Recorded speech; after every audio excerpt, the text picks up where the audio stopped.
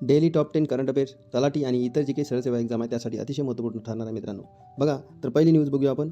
भारताने ऑपरेशन अमिस्ताद हे ऑपरेशन कोणत्या देशात भूकंपानंतर मदतकार्य म्हणून सुरू केले? तर ते व्हेनेझुएलासाठी. व्हेनेझुएलामध्ये भूकंप झालेला आहे 24 जून 2026 रोजी व्हेनेझुएलामध्ये तीव्र भूकंप झाला आणि या भूकंपासाठी भारताने मदतकार्य म्हणून C-17 या विमानाद्वारे मदतकार्य दिलेले आहे. आणि अमिस्ताद जर बघितलं तर या स्पॅनिश शब्दाचा अर्थ होतो मैत्री, एवढं लक्षात ठेवा.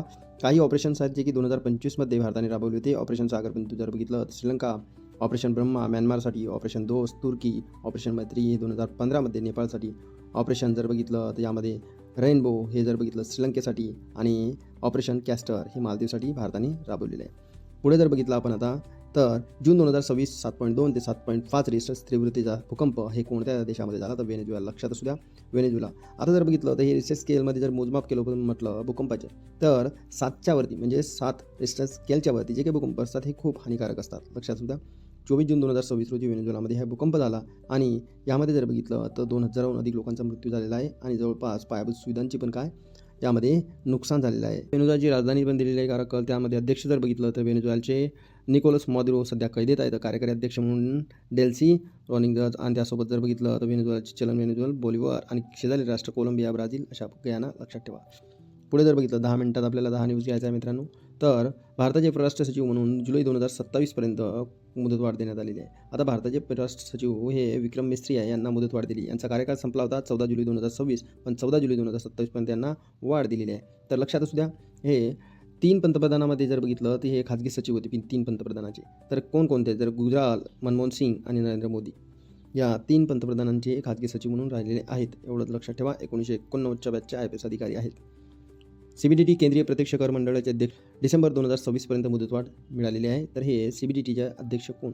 तर ते आहे रवी अग्रवाल. रवी अग्रवाल जर बघितलं तर हे 1988च्या बॅचचे IRS अधिकारी आहेत. आता CBDT जर बघितलं तर काय आहे? CBDT आयकर कर यांचा सर्व प्रत्यक्ष करांच्या प्रशासनाची सर्वोच्च संस्था आहे.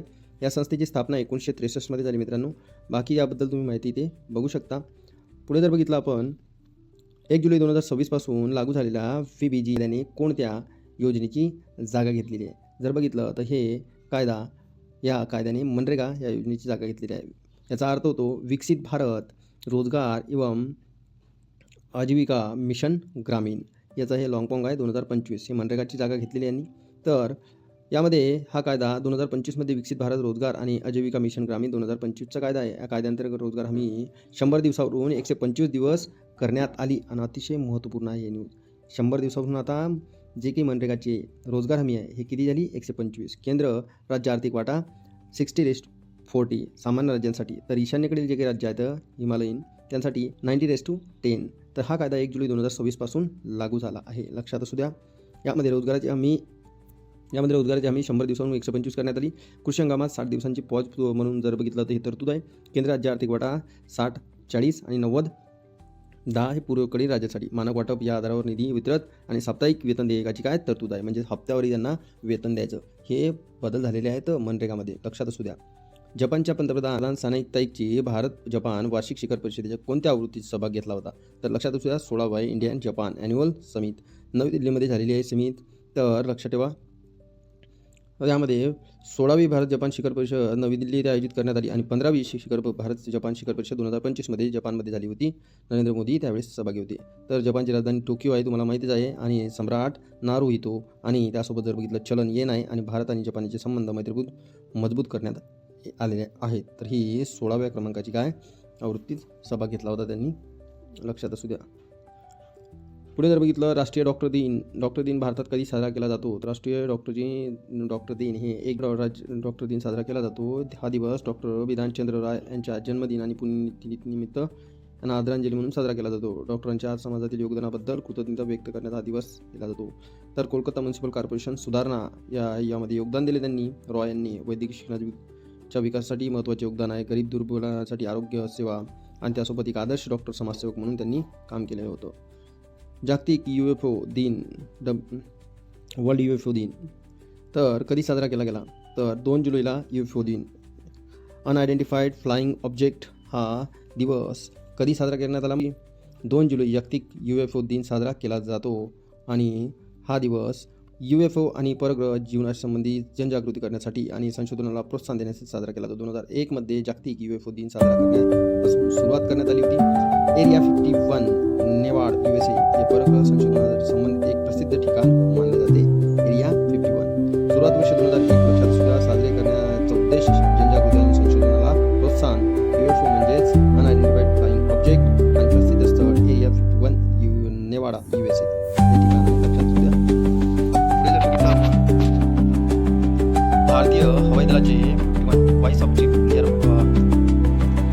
पुढे बघा भारतीय हवाई दलाचे 51 vice chief of air staff हे कोणाची नियुक्ती करण्यात आली यांच्यासाठी. 1 जुलै 2026 रोजी अशोक दीक्षित यांची 51 vice chief of air staff म्हणून नियुक्ती करण्यात आली. त्यांनी यापूर्वी chief of integrated defence staff म्हणून या पदावर कार्य केले आणि हे पद भारतीय हवाई दलातील दुसऱ्या क्रमांकाचे सर्वोच्च लष्करी पद आहे. कोणते तर vice chief of air staff म्हणून हे पद. आता हे दुसऱ्या क्रमांकाचे सर्वोच्च लष्करी पद आहे. तर नियुक्तीची तारीख जर बघितली आपण तर पद जर बघितलं तर vice chief of air staff आणि त्यासोबत दर्जा एअर मार्शलचा आणि हवाई दलातील दुसऱ्या क्रमांकाचे सर्वोच्च पद. 10व्या क्रमांकाचा प्रश्न आहे भारतीय सैन्याचे 31वे लष्करप्रमुख म्हणून कोणाची नियुक्ती करण्यात आली. तर जनरल धीरज सेठ यांची नियुक्ती करण्यात आली. 30 जून 2026 रोजी धीरज सेठ हे चीफ ऑफ आर्मी स्टाफ म्हणून नियुक्ती करण्यात आली 31व्या क्रमांकाचे. लक्षात असू द्या. आता जर बघितलं आपण पदभार स्वीकारला यांनी 30 जून 2026 रोजी. तर लष्करप्रमुख हे भारतीय सैन्याचे सर्वोच्च पद आहे आता आणि तिन्ही सैन्य दलाचे वरिष्ठ लष्करी अधिकारी म्हणून त्यांना स्थान दिले जाते. तर अशा प्रकारचे आपण अवघ्या 8 ते 10 मिनिटांमध्ये 10 टॉप न्यूज बघितलेले आहे. तर डेली हे टॉप करंट अफेअर मिस करू नका मित्रांनो. जर तुम्हाला लेक्चर आवडलं तर मित्रांसोबत जास्तीत जास्त शेअर